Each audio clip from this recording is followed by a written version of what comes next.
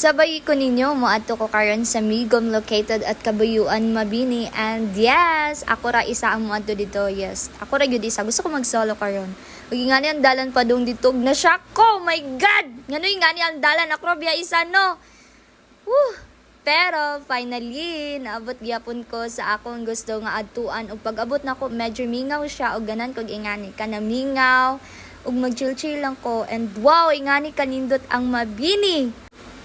Og nibaktas ako padulong sa kong spot nga ganahan o naginahinay radyo kog baktas zay kay grabe ka slide sa mga bato be mo amping nako. And yes, mao na ni. Mao ni akong ganahan nga spot mag-change outfits ako. Fuck. O kana si Ira ingana siya pagway mga tao, ingana siya mag-aryat-aryat ug magmuni-muni sa kuan nga time una-una sa mga kalipay, sa mga kasakit, sa mga problema ug sa tanan-tanan.